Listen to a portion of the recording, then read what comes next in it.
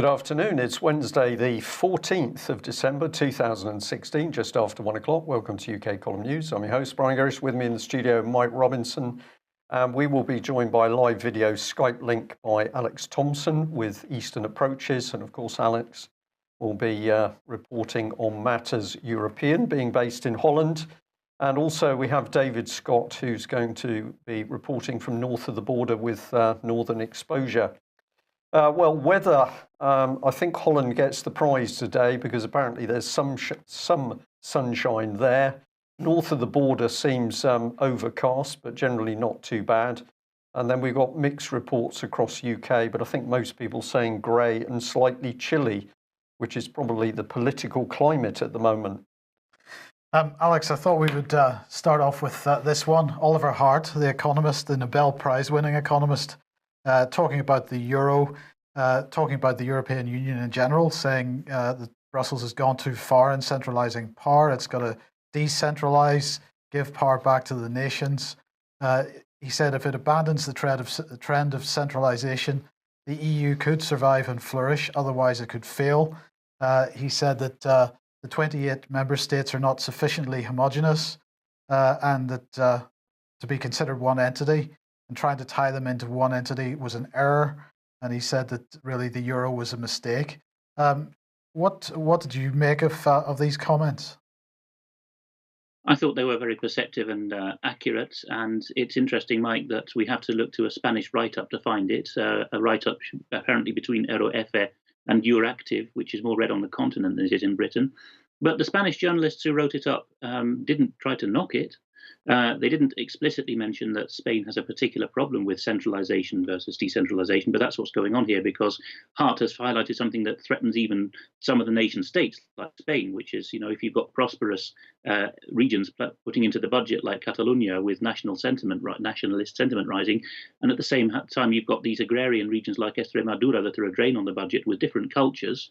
How do you marry them together, let alone at European level? I mean, when you sent me this, I had to think about how long previous attempts to unite Europe lasted, and Mr. Hart is quite right. There have only been two since the Roman Empire, which was the forced imposition of Pax Romana. Napoleon had less than 20 years with the continents united, and Hitler had only 4. And even both of them had to include legions of local collaborationists and pay them well. And give them privileges in order to keep the project together. So I think Hart's really onto something economically here, that the project is too diverse, and now we've got the former communist bloc in as well. It's not going to last any length of time really worth speaking of now. Well, David, I don't know if you got a chance to read it, but I mean, what have you got any thoughts on the position that he's taking? Well, what struck me is there's no solutions on offer. He made a little bit of comment about regionalism and local rule and local government, but there was nothing that formed a coherent alternative. So it does seem that that he's seeing the end of the project. As Alex points out there, the only time this has ever succeeded is under a military strongman. Well, indeed.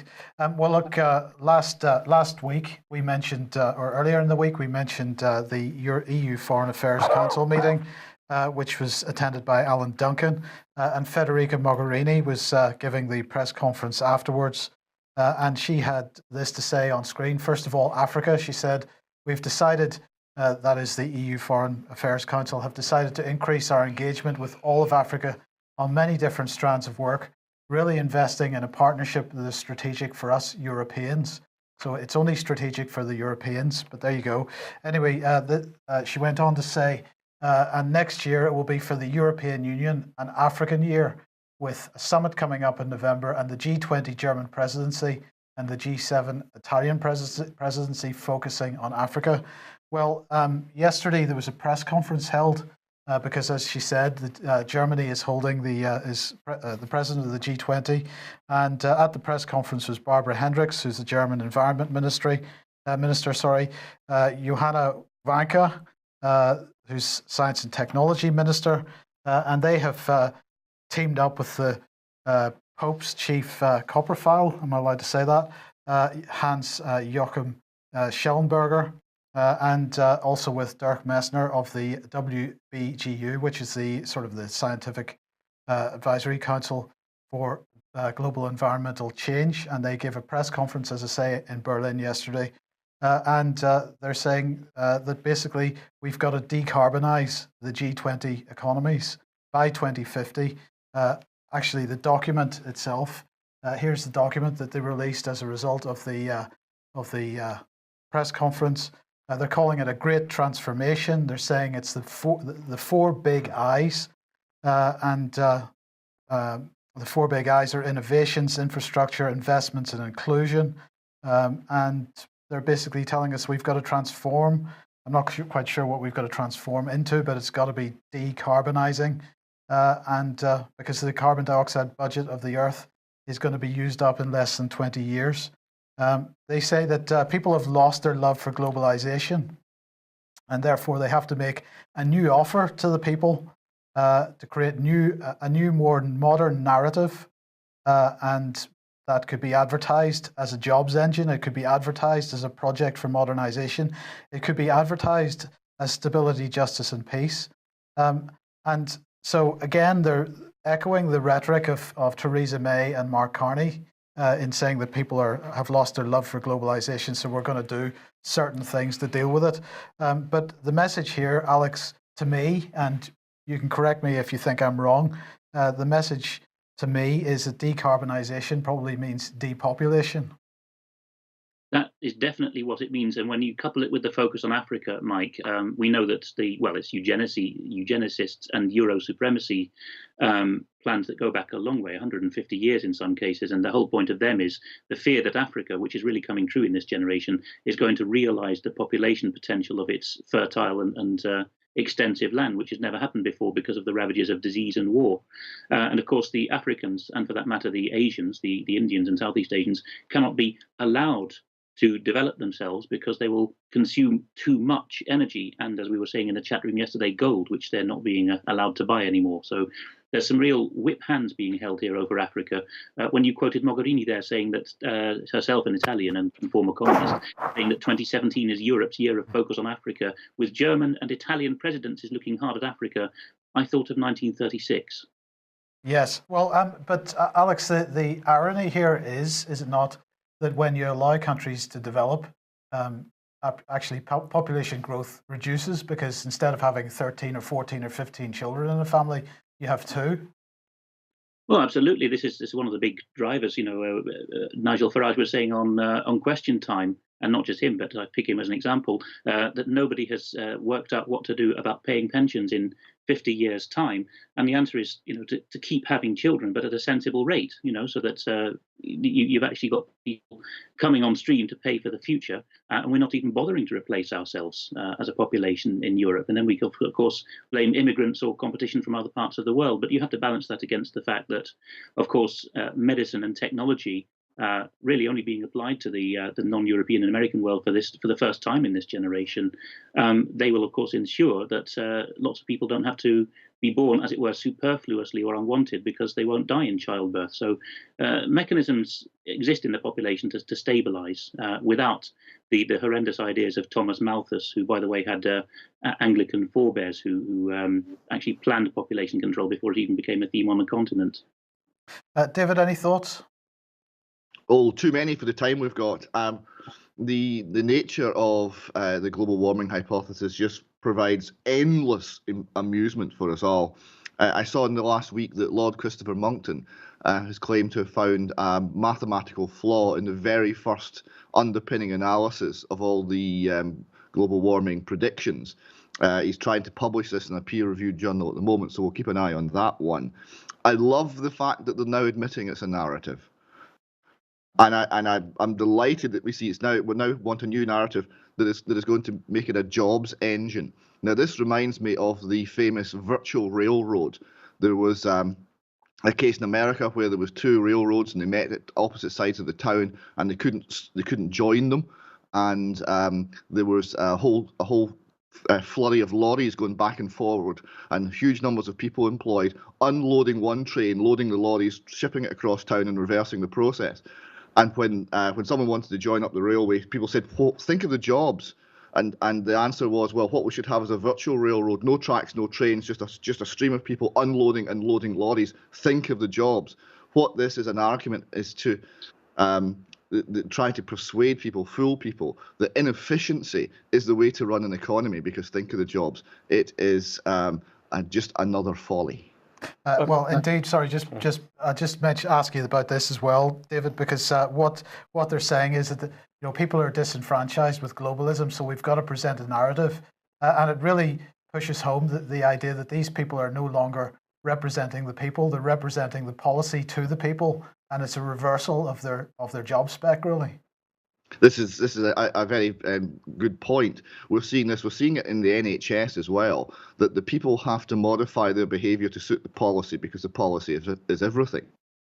And the people who are allegedly served, they're just the problem. They have to be modified. They're not thinking right.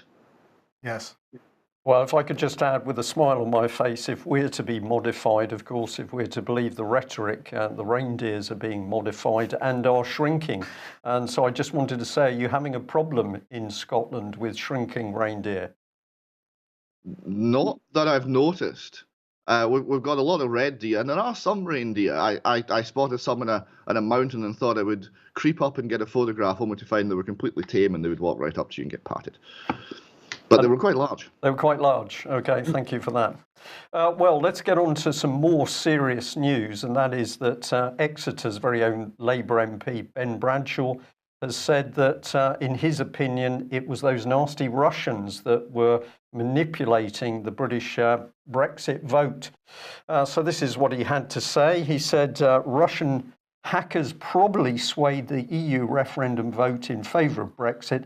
I don't think we've even begun to wake up to what Russia is doing when it comes to cyber warfare. Not only their interference now proven in the American presidential campaign, probably in our own referendum last year. So I'd just like to label this quality fake news. We should remember, of course, that Ben Bradshaw was a BBC reporter, so well qualified for this sort of rhetoric. But he was also the man who was Radio 4 in 1989, where he claimed that the Berlin Wall came down and those nasty Russians disappeared, completely disappeared. Well, what can we say? It does amuse me somewhat that not only have the Russians had time to hack the US election, but they've also clearly been busy here as well. But Alex, in consortium news here, a bunch of United States intelligence veterans, well, they've got together to create an organization called Veteran Intelligence Professionals for Sanity. And on the steering committee are the likes of William Binney, who was technical director for the NSA, Michael Gravel, an adjutant, top secret control officer at the Communications Intelligence Service, Larry Johnson, CIA, Ray McGovern, CIA, and let's see who else we got here, Elizabeth Murray, who's CIA, and Kurt Wiebe, former senior analyst at the NSA. And they're basically saying, look, this is just nuts. They're saying we draw on decades of senior level experience with emphasis on cyber intelligence and security to cut through uninformed, largely partisan fog. We've gone through the various claims about hacking. For us, it's child's play to dismiss them. The email disclosures and questions are the result of a leak, not a hack. All signs point to leaking, not hacking. If hacking were involved, the National Security Agency would know it and know both the sender and the recipient. In short, leaking requires physically removing data on a thumb drive, for example.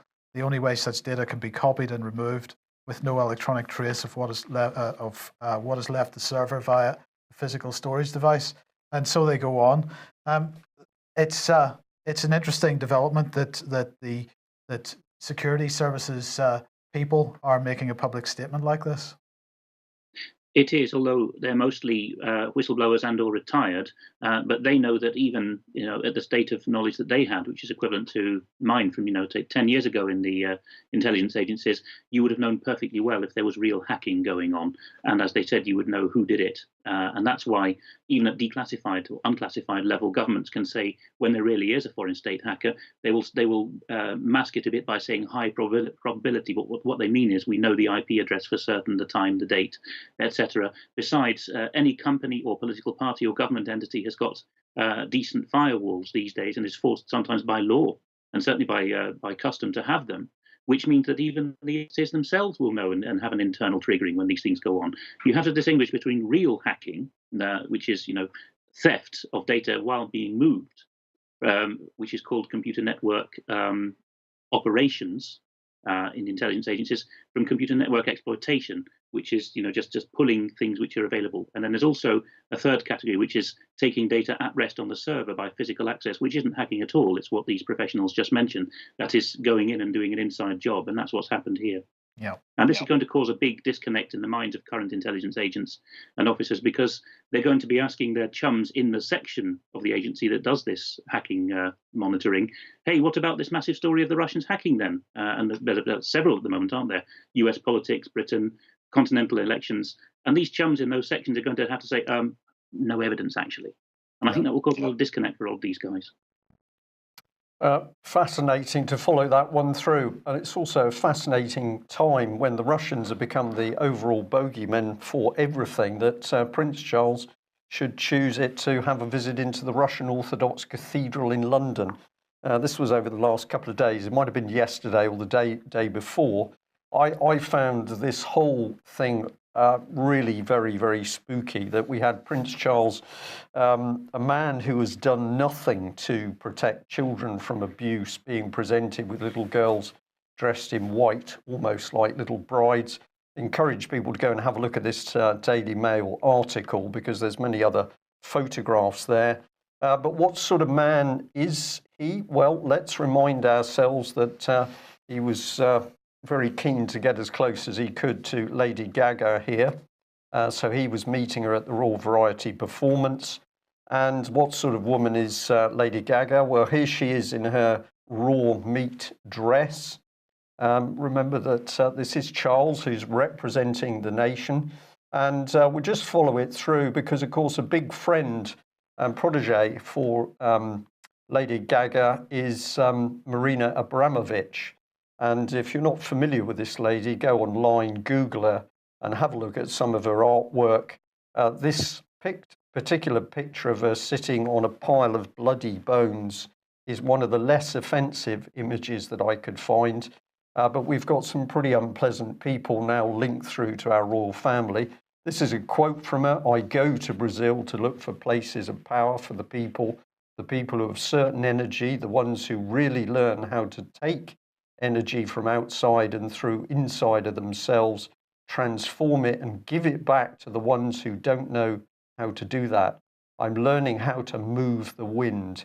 And James Franco, actor and filmmaker, calls her a deity. I just wanted a label in here that we should remember, of course, that it's Prince Charles who is supposed to be the protector of the faiths. Alex, I'll just throw this at you. There's something very dark and dirty going on with these pop stars and so-called artists that are producing particularly vile and disturbing artwork. Why should Prince Charles want to clutch the hand? Why should Prince Charles have wanted to clutch Jimmy Savile's hand for 20, 25, 30 years and seek divorce counselling from him? Jimmy Savile was a pop mogul, although not a singer himself, and had nothing to offer. And at the time he got close to the royals, he was already washed out in his career. I was disturbed by his face and his crouching pose there. And on the point of royal Russian Orthodox connections and the respective governors of these churches not being all they're cracked up to be, on my last trip to London, a source showed me a photograph of Prince Michael of Kent, the chief Freemason of Britain and a fluent speaker of Russian and related to the Russian old monarchy, of course, hugging Patriarch Kirill or Cyril of the Russian Orthodox Church in the Grand Lodge of England. Okay. All right. David, just very, very quickly, I don't know whether you'd like to add to that, but we're beginning to get a trail of some very deeply disturbing stuff around our establishment, politicians, and, of course, the royal family. I would simply add that a lot of these people recognise it's a culture war that is the most important war of all, not a political argument. And they're moving the culture. So these people, although it might seem frivolous and pop culture, etc., it is actually very important in terms of moving the mood of the nation. Yeah. Well, okay, that brings us on nicely to what is the truth, what's fake news? And you've picked up on this article here from Truth Revolt that says the mainstream media is dead. It's a short talk. It's about 15 minutes long. I really encourage people to go and listen to this. It is rather wonderful and it will do your heart good. The best moment of all, right? These people spent a huge amount of money and a huge amount of time convincing the Democratic politicians that they were big money players. Right? They borrowed private jets, they borrowed flash cars. They convinced that the people they were talking to, they had big money to donate. So the people were opening up about what the situation was. And one Democratic Party official looks at, it's all on hidden camera, it's all on buttonhole camera, looks at the investigator and says the decision to put agent provocateurs into Trump rallies so that they could cause trouble and we could film Trump supporters punching them in the face was taken personally by the candidate. That's by Hillary Clinton. And then he leans forward and looks right into the buttonhole camera and says, "Keep that to yourself." It's a wonderful moment. Okay, let's discuss Trump a little bit then, because he, of course, has officially named the chief executive of Exxon, Rex Tillerson, as the Secretary of State. The recommendation for this, I believe they didn't really know each other terribly well before this, so the recommendation came from ex-Defense Secretary Robert Gates and also from Condoleezza Rice, apparently. But everybody's going nuts about it because in the States, because Tillerson is supposedly a friend of Vladimir Putin, pro-Russian, and of course, according to John McCain and others, that's more or less treason. I don't know what Mr. Tillerson's relationship with Vladimir Putin was, said John McCain, but I'll tell you it's a matter of concern to me. Vladimir Putin is a thug, a bully, and a murderer, and anybody else who describes him as anything else is lying. Oh. Wow. So anyway, Marco Rubio then tweeted out, being a friend of Vladimir is not an attribute I'm hoping for from a Secretary of State. Well, what was the Russian position on this? They said, as to the allegations of whether his attitude to the Russian Federation is good or bad, being Secretary of State is very different from leading a company, even a very big one. That was Dmitry Peskov saying that. And of course, Mr. Tillerson saying that he actually does have a good relationship with the Russians. They know that he means what he says when he says it. So if he says no, they know that'll mean no, and if he says yes, they'll know that he means yes. And I'll just mention one other pick of Trump's before we ask for a little bit of comment, and that is the U.S. ambassador to China, who has been named as Terry Branstad, who is known as apparently one of Xi Jinping's closest friends in the United States. So, David, I don't know what your thoughts are on this, but it seems like Trump is deliberately choosing people that will not be attempting to enter meetings with the Russians or the Chinese with a gun in their hand. It does indeed. And when you compare it with the current team, Kerry has been an absolute disgrace. And as for McCain was on BBC Radio in the last 48 hours, and he was talking about Putin's regime, China, and other failed states. He's absolutely delusional. So this all seems a huge improvement on the catastrophic policy we've been following up until, are following up until January. Yes. Okay, well, let's move on to Syria then. And well, just before we mention the Palmyra situation, of course, everything was supposed to be done and dusted in Aleppo yesterday, but buses were brought in to start evacuating people, including the so-called militants. But there was a condition on that, it seems, because what Assad wanted to do was for the militants in surrounding towns and villages to Aleppo to release Syrian Arab Army captives there. That deal seems to have fallen apart, and the fighting has started again in East Aleppo. So it sounds like it's pretty heavy bombardment going on there at the moment. But anyway, in the meantime, as we know, we mentioned yesterday, ISIS seems to be taking control of Palmyra once again. And the Duran here suggesting that Putin is, stating that he had convened a meeting of the Security Council yesterday. He said that participants in the meeting, or they said that participants in the meeting exchanged views on the situation around Palmyra, as well as the advances made by the Syrian army in Aleppo. And they're saying that the senior military and intelligence officers have been given the task of retaking Palmyra. So it looks like that is what is going to happen. Now, of course, Russia thinks that the United States added to the situation in Palmyra due to a ceasefire. And this is Major General Igor Konashenkov, who's a Russian defense spokesman, saying over the past 2 days, militants of the terrorist organization Islamic State launched several attacks on the positions of Syrian troops in the area of Palmyra. The terrorists were pushing ahead from the north, the east, and the south. The attackers numbered more than 5,000. He said that apparently IS militants had gathered around Palmyra, being very certain that combat operations in Raqqa would not resume. So, in other words, he's blaming the fact that the US stopped any operations in the Raqqa area as being the sort of situation which permitted this to happen. Alex, have you got any thoughts on the current Syrian situation? Well, I was in Aleppo just a couple of years before it all kicked off, and I'm delighted to see from Reverend Andrew Ashdown, who's been a guest on this show recently, that the citadel is actually pretty intact and that the Syrians have got the skills, the craftsmanship to restore that. I know that's less important than human life, but Syria is the cradle of human civilization. And it was quite comical almost to read that the West's tame terrorists tried to bore a 200-yard tunnel through the impregnable defenses of the citadel, and the Syrian Arab army waiting for them at the other end saying cooey. So it just really caps off a whole episode really of the West not getting its way and screaming and shouting. We've got Western doctors now, in whose pay I don't know, doing very incomplete and unconvincing performances on the mainstream news, saying how dare the Russians bomb these hospitals? If only Putin would talk to Assad and call his dogs of war off. Then they're even saying these things with deadpan delivery and drawling, and they can't even get worked up and fake tears now anymore. And at the other hand, we've got admittedly, Press TV and Russia Today and the like, they're carrying the footage, but footage from Aleppo of these children, jumping for joy, dancing up and down, when they're not even aware the cameras are on them. And I think that the Syrian people have never been so united as this.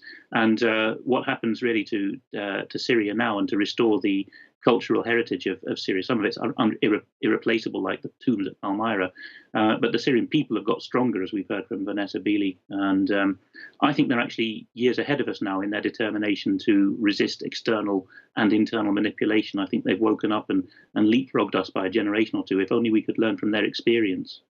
Absolutely. Well, look, let's move back to the UK. This is, you wanted to highlight this article. It's an editorial. UK visas, yes to radical Islamists, no to Christian archbishops.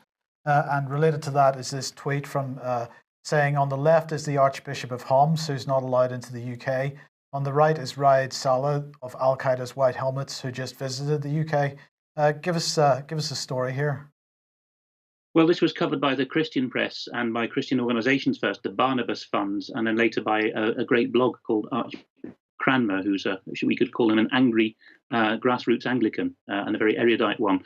It turns out that the Home Office, well, we know that anyway, but under Amber Rudd, under Theresa May, Amber Rudd's predecessor as Home Secretary, what had been the border agency was spun out into two executive agencies. And so UK Visas and Immigration, UKVI, is now a rather questionable outfit, and it's got even more autonomy from the Home Office than before to decide who's likely to, sorry to be crude about it, who's likely to be useful to UK corporate interests, UK PLC, and who isn't.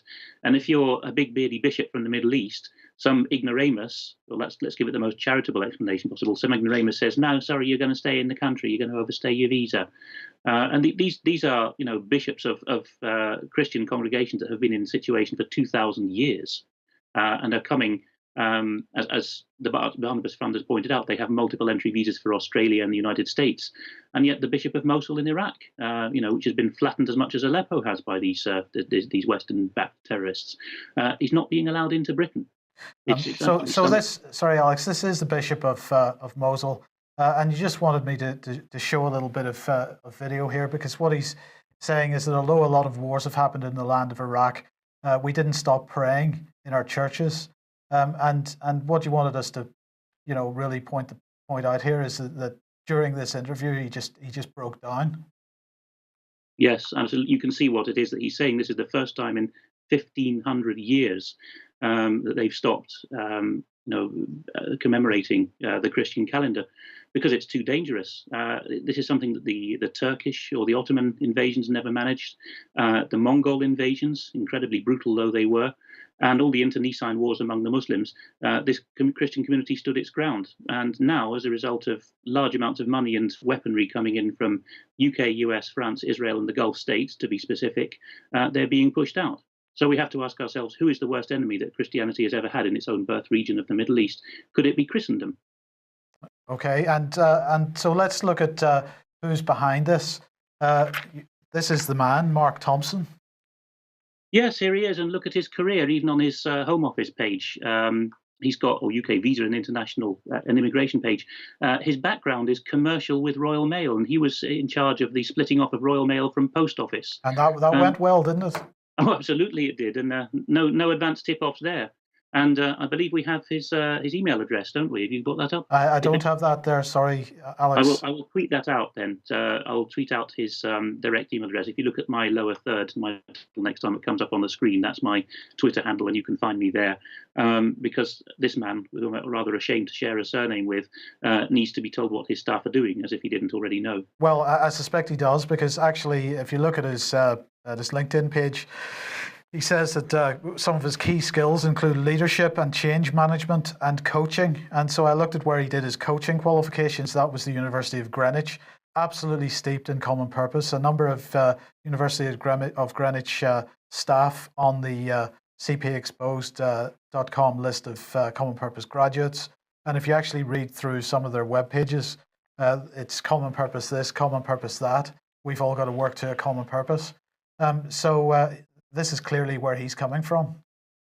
I'm not surprised to hear that he's parroting the theme of common purpose. All kinds of people these days are talking about a common purpose with lowercase c, lowercase b. The latest I spotted was the MP for South Cambridgeshire, Heidi Allen, a businesswoman who doesn't seem very clued up on politics. And she wants to sit as an MP and become the mayor of the Cambridgeshire new region, or the mayoralty for that new policy, that area. And she says that she's going to work with common purpose to achieve it. And while she says all this, she's doing her NLP gestures. It's very interesting what this common purpose with lowercase c, lowercase p is all about. It seems to have outgrown common purpose, the organisation. Absolutely. We could have a full discussion on that, and probably we should early in the new year, because really it's the onslaught of this malicious form of NLP. But I just wanted to focus people a little bit on Theresa May and her statements on anti-Semitism, because we're seeing a lot of comment and reaction to this. So the Express here with the headline, Theresa May warns in capitals, Britain's facing unacceptable levels of anti-Semitism this year. Well, I thought it was appropriate. We just reminded ourselves of what her own views are. And here she is with Eric Pickles with Je suis Yalf signs on it. So May seeks to reassure Britain's Jewish communities. And I think we have to ask, have we got a biased Prime Minister? But we could also remind people, of course, that David Cameron, soon after he came in, said that his support for Israel was unbreakable. And of course, we said, well, can our Prime Minister have two masters? So I think some questions there. But David, I think you had picked up on this Europal forum here, which is essentially pro-Palestinian. But in this little segment down at the bottom, some very measured comment. It says the definition of anti-Semitism is not contestable. However, as indicated by the Jewish network Free Speech on Israel, of the 11 examples that the International Holocaust Remembrance Alliance gives to describe what falls under this description, 7 relate not to Jews as Jews, but to the state of Israel and its actions. Just give us just a brief comment on that, please. It's a huge threat to the freedom of speech in this country when we start branding things hate speech. We see a lot of this. This is simply one example. There is an organisation called the Campaign Against Anti-Semitism in the UK that have got extremely close links with Westminster and with the very highest areas of of power and influence in this country. And they are influencing policy, and they advocate this definition of anti-Semitism that really is an assault on the freedom of speech. We have to be very careful about this. We must have the minimum restrictions on freedom of speech possible. So anything that involves targeting one group for violence is clearly unlawful in this country, and really always has been. And that doesn't happen because that would get stomped on very quickly. But we're seeing, I know there's one historian in Wales had his computer seized for 6 months and was told he would be charged with anti-Semitism because he was researching areas, historical research, Second World War historical research, that some people didn't want him to research. And this is what you get. It's an assault on liberty. So we have to be quite clear what is anti-Semitism and what is actually controlling the discourse and simply using labels to do it. Right, thank you for that. And just very quickly, of course, the other part is the influence of organisation, and this is Conservative Friends of Israel clearly boasting with the graphic there that David Cameron is that strong friend of Israel. So we just remind this business, who was David Cameron working for, Israel, or was he the Prime Minister of UK? And then we've shown this before. This is Conservative Friends of Israel documentation where all these MPs are involved. So are they serving Israel or are they serving Britain? Sajid Javid, we mentioned yesterday, because he's helping to restructure Britain. So British politicians, well, they support Israel. We've had Francis Maud putting this network of intelligence services and state spying together in partnership with Israel. So this is more of the same. But the comment is, what would the British public be thinking if these allegiances were to Italy or Spain? I think we would have outrage. So we'll probably leave it there, but there are questions to be asked as to what's going on. And I totally agree with the comment that this is taking us into dangerous censorship if we can't have criticism of groups, albeit with boundaries. Right, Alex, let's look at the behaviour of the UK abroad, and we're pretty short of time now, so we'll move on through these. This article in the Independent talking about Yemen's Prime Minister accusing the UK of war crimes. I think he's probably quite accurate in that assessment. Yes, that's all I would say about that. Is we've covered Yemen recently from a number of angles, and go and see what the Prime Minister of Yemen has said. I can't think of a precedent in the whole for a head of government telling Britain that it's committing war crimes, but now it's happened. Yes, and earlier in the week, or the end of last week, Matthew Rycroft in the United Nations really bitter about the fact that they tried to push through a Security Council amendment, and that had failed. Russia and China had vetoed it, and he was a bit bitter about China's veto. Sorry, he said China's veto is particularly surprising, despite repeated pronouncements against politicization and in favor of dialogue. China has decided to side with Russia, party to this conflict. China then didn't really take terribly well to that.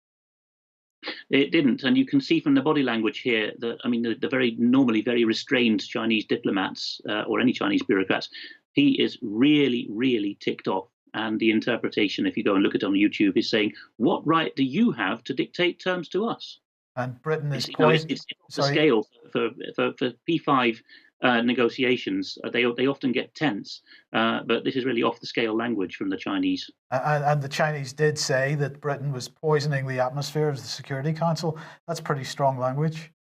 It is, and you can see that the Chinese permanent representative to the UN can look Rycroft in the eye, and Rycroft can't look him back. Yeah. Yes. Okay, thank you for that. Well, a quick advert just to remind people that last UK column news will be this Friday, the 16th of December, but we will be back on the 4th of January. We encourage people to stay looking at the website. A reminder that Tom Crawford is going to be in court on Friday. That's in Nottingham, so if you can go along and support him, that would be really excellent. And we're also going to say a big thank you to all the people who've sent donations, letters and cards of concern and support for the Dohertys. Now, we have had some contact with them. And David, just very briefly, before we move on through the news, what can we say about the Doherty situation at the moment? Well, there's going to be quite a lot of articles coming forward from the UK column. We've been doing a lot of research and investigation in the background, and we've had other families from the area come forward with very useful information. So there will be a whole series of articles that we'll be putting out over the coming weeks or maybe month. And as for the Dohertys themselves, well, they're still in Ireland at the moment. They're still stand that the children have been taken into care formally after an enormous delay, and they're obviously very distraught about that. We don't really know very much more at the moment. Okay, thank you for that. And you were keen just to put this one back on screen again. I apologise because it may offend some of our viewers, but Sherry Blair saying the era of mothers and fathers is over. They should call themselves parents. And I'll pop these up as well because you wanted to comment on the fact that the drive was that the Scottish SFA basically is to have its own child abuse inquiry, and this has come from Mr. Swinney, who said that he would not extend the Scottish Government's inquiry into the abuse of children in care to include football clubs. Instead, the sports governing body should consider setting its own investigation. We've got a massive attack on families and children, which gathers pace, it seems to me. We certainly do, and this is very strange from Mr. Swinney. We've had this extremely limited inquiry in Scotland, which is going nowhere fast and has been interfered with by the government. But it only concerns children in residential care homes. It doesn't concern anything else. So we've now, thanks to some very brave people who have come forward, discovered that there's been enormous amounts of child sexual abuse in the football world. And Swinney just passed this off to the SFA, told them to have an inquiry, something they probably lack the powers to do. They're going to have a review, a different word from inquiry, and I suspect very much less thorough. Now, I would have to say that our Highland investigation has revealed some information that shows just how thorough this review is likely to be. We had a situation involving a Scottish SFA referee who was also a headmaster and who was reported by the parents of a child for assault on that child. They took this to the SFA, Hugh Dallas, and what they got was an extremely angry and extremely dismissive response from Hugh Dallas, and he then passed all this information on to the referee in question. So I would raise some serious doubts as to whether the SFA have either the credibility, the ability, or indeed the integrity to run any sort of investigation or review or into this subject at all. Which follows the normal cover-up agenda of the British government, the Scots government, and indeed we can say in Ireland as well. But we'll have to do more on that as a specialist topic in days to come. Right, Alex, this is the Plymouth Herald here, and the headline is "Lost for Words, Sentencing of Plymouth Czech Slave Gang is Delayed Again Due to Interpreter No-Show." Now, of course, interpreting is your profession these days. What's going on here? This is basically a breakdown of the judicial system because of immigration and differences in language, is that right? That's it in a nutshell, Mike. And I thought we'd have a recent Plymouth piece to make it personal to us in the UK column. Particularly large numbers of people from Central and Eastern Europe, as well as other parts of the world, are now British residents, or in some cases citizens, but don't have fluent English and require interpreting to get a fair trial. Now, interpreting is a profession, And David Scott, like our other David Ellis, they're both engineers. If I were wanting them to give me a quote, I would not be asking them to specify hourly rates. I would be asking them for the professional fee that they require for their service, and that would be an all-in quotation. That's how we interpreters work, whether we're in courts or in conference centres, because we have to travel, we have to do our research, and we have to block out the day, much like a plumber or a vet would. So if we're off the premises, our own premises, we're not earning money. And so we have to charge for that. Now, you'll see a couple of examples in a moment, but the mega conglomerations who are now hoovering up all the deals to interpret for Her Majesty's Courts and Tribunal Service are claiming to be able to charge by the hour. And as a result, interpreters, who are freelancers, by the way, are going on strike. We've had cases where Sir James Munby was presiding in the Family Court Division over a child custody final hearing between two Slovakian parents, and there had been 7 adjournments or abandonments of the trial of that couple, or sorry, the hearing in the case of that family, because of interpreter pullouts. And Sir James Munby was at his wits' end. We've also had Polish interpreters, completely unqualified but happy to take the peanut rates that are on offer now, who turn up in their overalls and baseball caps. And the solicitors say, right, mate, we're going to go down to the cells now. And the Polish interpreter says, what is cell? And that kind of level of detail. We've had interpreters who've said, I'm just here to cover for my wife today. She's on the register, but she's a bit too busy. We even had a lady who managed to register her pet rabbit with no questions asked. That's how bottom scraping these companies are now, that have got the monopoly deals with the courts. Right, and this is the House of Commons Justice Committee, a paper called Interpreting Translation Services in the Applied Language Solutions Contract. This was the small company called Applied Language Solutions, which got itself bought up by Capita, well known to us from its other shenanigans in the legal services together with Omnia. But Capita now has an interpreting wing, which was specifically created to buy out these people once they had been awarded the contract, which has just elapsed for 5 years, to do the interpreter provision for the courts and tribunals. By the way, the clues in the names, courts and tribunals. Tribunals are a lesser form of courts, just like inquiries and reviews are not the same thing. Always watch tricks in language here. And so we have here a statistic for, that report, by the way, has the first substantial section of it is called intimidation of witnesses or tampering with witnesses. And that means that the Courts and Tribunal Service, the government, tried to nobble people who had knowledge of how the, interpreters were being browbeaten and told them not to testify.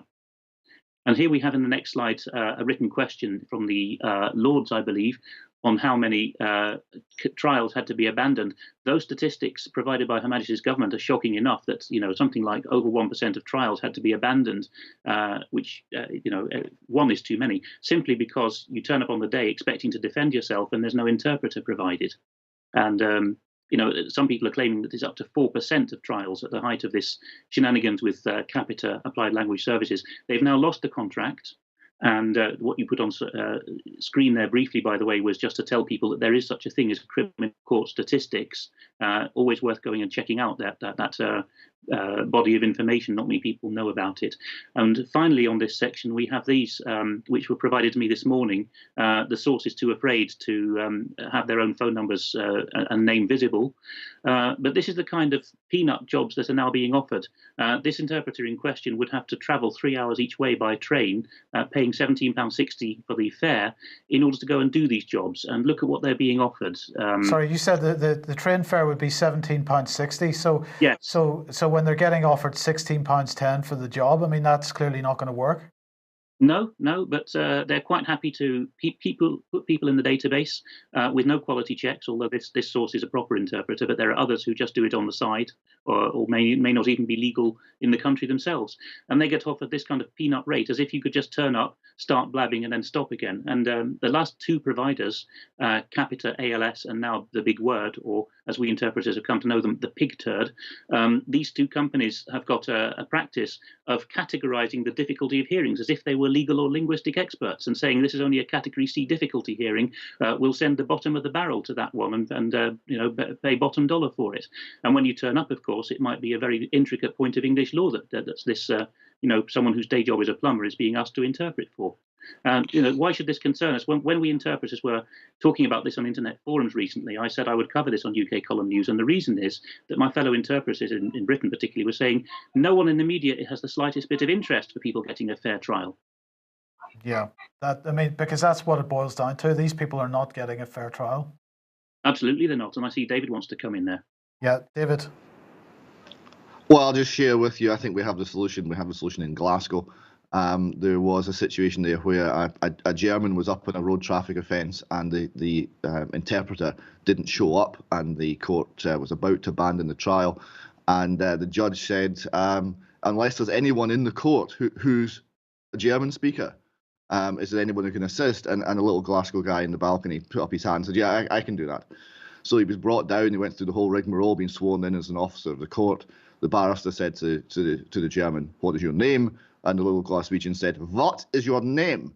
He was fined £50 for contempt of court. He got his photograph on the front page of the Glasgow Herald with both thumbs up, and said it was money well spent. Excellent, good stuff.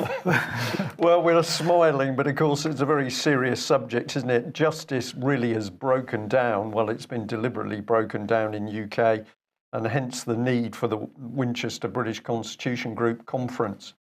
Okay, gentlemen, thank you very much for joining us today. We've covered a lot of ground, very important points. Thank you for that. Okay, that brings us to the end of today's news. I'll just say to people, thank you very much for your support. Thank you very much for the Christmas cards we've received and donations to the UK column. We do need your ongoing financial support to keep doing what we're doing. And we are so desperately keen to be able to expand what we're doing, because it's obvious to us that our audience really appreciates when we're bringing in new and different people to contribute.